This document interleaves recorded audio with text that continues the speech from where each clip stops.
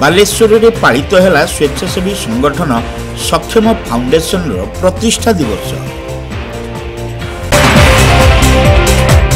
बालेश्वर अग्रणी स्वेच्छासेवी संगठन सक्षम फाउंडेशन प्रतिष्ठा दिवस स्थानीय भेनिया पाराडाइज मंडप ठारे पालित हो जाइछि।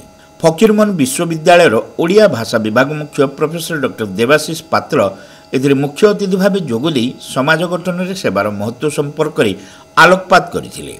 विशिष्ट कवि प्रशांत दास एथिरे मुख्य वक्ता भाव जोगदे मनुष्यर दुख को सेवकर संतक बोली कहिथिले। अन्यर दुख हरण पर संपादित समस्त कार्य सेवा पदवाच्य बोली कवि श्री दास मत प्रकाश करथिले।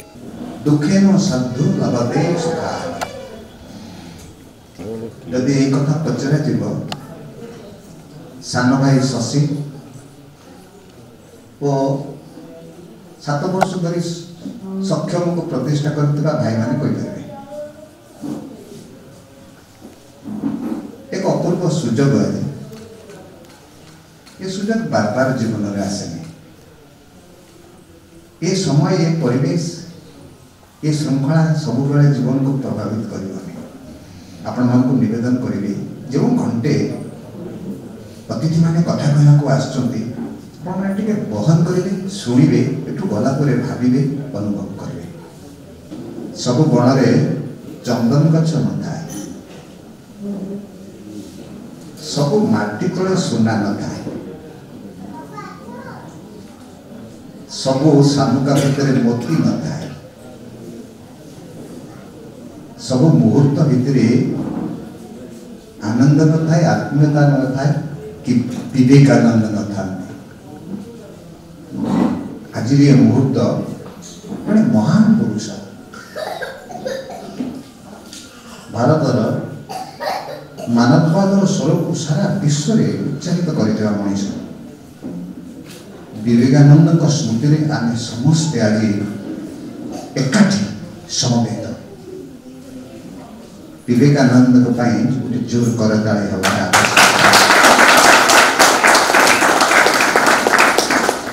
विवेकानंद कथार आरंभ करेंगे आपण माने केड़े महान। विवेकानंद कहते जो लोक कर्मटे करने चिंता करे से लोक महान। जो लोक से सत्कर्म को सहयोग करने सहयोग करती से भी महान। जो लोक सहयोग सत्कर्म प्रकाशित हुए से भी महान। आउ जो माने आत्मीयता सहित श्रद्धा पाई उपस्थित होती से भी महान। चित्रशिल्पी केशुदास एथिरे सम्मानित अतिथि भाव जोगदे समाजसेवार विभिन्न दिग उपरे आलोचना करथिले।